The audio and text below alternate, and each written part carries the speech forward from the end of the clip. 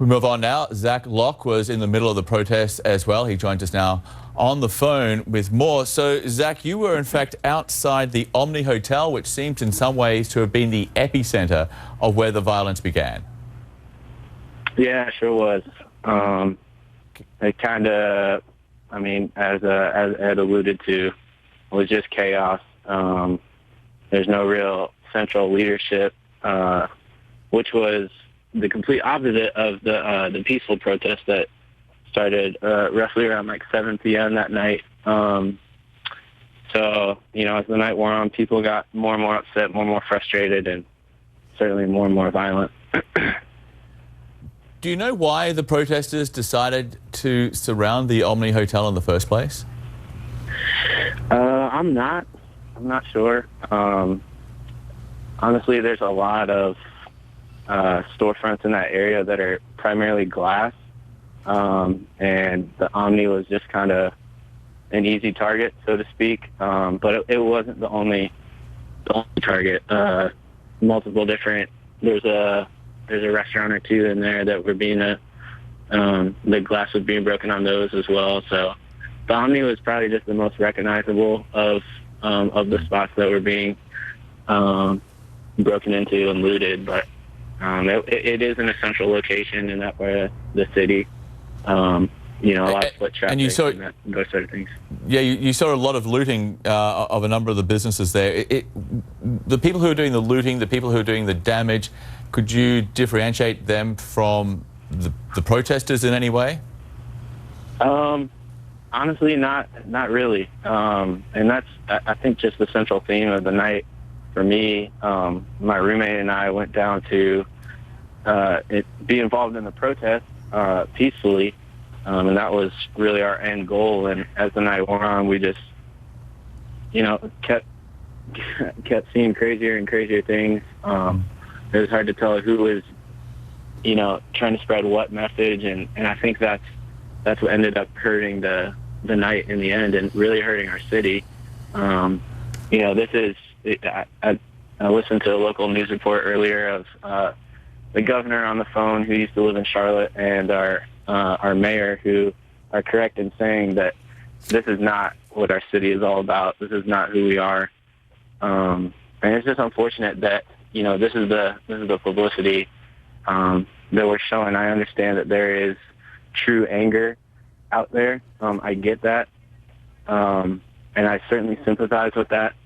But at some point we have to decide as a community, a collective whole here in Charlotte and around the rest of the world, when enough is enough. And, you know, tonight was shocking. I'm still shaking a little bit, just kind of reliving what all went down. And so that's kind of a long way to answer. No, there really was no way to tell who was just trying to do what and who was on what side. Well, you've been through quite a lot, but I'm just curious, quickly here, if you've got a quick answer for this. Was there any particular moment, was there any trigger that you know of that turned this from a peaceful protest into the violent one that we saw? I think definitely the sound of gunshots. That's kind of when I moved up, I believe it's Trade Street, up the hill there. I heard gunshots and everyone kind of ran away from it, and I just continued to walk that way, and I didn't actually see the man who was shot, but I saw the man who was holding him. The man who got shot was dragged out pretty quickly, and I just started taking pictures and videos of the blood and all those sorts of things. And at that point, it was just beyond saving. It was chaos. Yeah. Okay, Zach, well, we appreciate you calling in and sharing your experience with us, and also the images that you recorded just a few hours ago. Zach Locke there on the line from Charlotte. And joining me now here, CNN law enforcement contributor Steve Moore and civil rights attorney Ariva Martin. Steve, the governor has declared a state of emergency, deploying the National Guard. That's a pretty big decision to make. What are the reasons behind that? Most likely because Charlotte Police Department doesn't have enough people to keep up this type of defensive posture for day after day after day. They may have it for one night, but then you have to start thinking that people need to actually sleep. And so it's probably a manpower issue more than anything. And Riva, are there implications from your point of view for this decision? Well, we've seen too many instances where the police bring in extra police enforcement, and that causes the situation to actually worsen.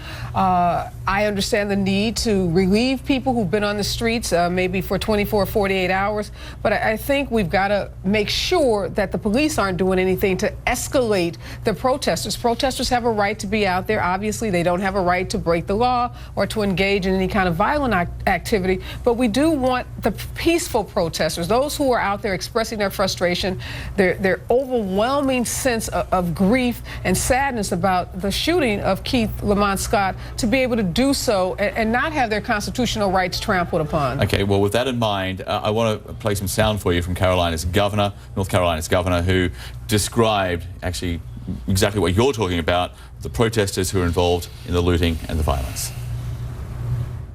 Their goal is not to contribute to a discussion. Their goal is destruction and anarchy, and that is something our nation cannot accept. And as governor of North Carolina, I will not accept someone trying to turn a very good city into anarchy. Does he have a point? Well, he has a point with respect to the law enforcement has a job to do. And if people are breaking the law, they have to, intervene and prevent those people from breaking the law. But what I didn't hear him say is that he's doing something to make sure that the peaceful protesters are allowed to protest, to express their concerns, to express their frustration with what appears to be a great deal of lack of transparency. There apparently is a videotape of this shooting, and the people are saying, let us see it. Yeah. And they won't release the videotape. So I think we could put an end to some of this protest if we could just see the videotape. And with that in mind, Steve, how long would a police investigation into a police-involved shooting typically take here? Well, this isn't the normal situation. This is a toxic environment now, and I think you have to be much more transparent. You have to be more transparent more quickly than any other time. This is not business as usual. You have to react to the situation as it is. And with all due respect to my friend, I think that the one thing that was keeping... I did 25 years in the FBI to fight for the right of peaceful protest. Right. The peaceful protest was ended and was really stopped not by the police but by violent rioters who came in, and I think that does a disservice to the entire movement, who is trying to shed light on what actually happened. Sorry, Riva. That's true, but protesters can't stop protesting because some small group of rioters or people who plan to do harm to a city infiltrate the protest. So protesters, we've moved the needle on this police brutality because of the work of protesters. We now have body cams. There is an issue of safety. Rioters. Yeah. Well, there's a distinction, but I think we have to acknowledge that protesters play a critical role in criminal justice reform. Agreed. We wouldn't be sitting here with body cams and waiting to see this video but for the work of the protesters that we've seen year in and year out, raising the issue of police brutality. No disagreement on that. Okay, do you think that the Charlotte police could have avoided a lot of what we saw tonight if that videotape, the dash cam and the body cam, the images had been released? Should they have been a lot more nimble here, realizing that the situation they were in? I don't think you would see a noticeable difference. They should have done it. They should have released it, I agree, because if what the Charlotte police is saying is true, it's in their best interest to stop this, nip it in the bud right now.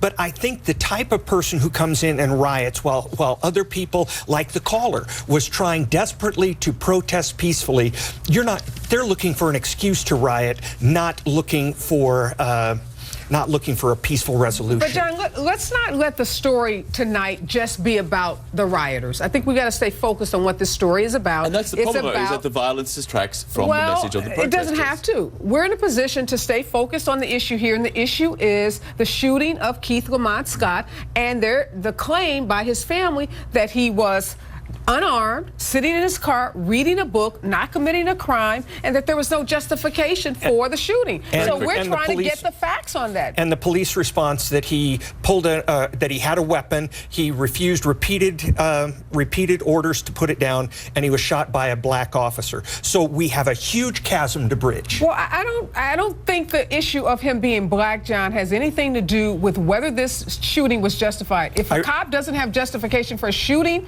someone, whether they're black, red, white, or green, doesn't matter. And I think that has come up so much in this conversation, somehow to justify because one cop is black and the victim is black, that we shouldn't be so outraged. I think and because I've heard of the people say that dialogue today, and it's a problem. The dialogue, though, has been white cops shooting black men, and I think that we can't ignore that that's been the dialogue. Well, a bigger part of the dialogue has also been officers acting under the color of authority, abusing that authority, and shooting African American men. And with that, we'll leave it. We'll continue the discussion next hour.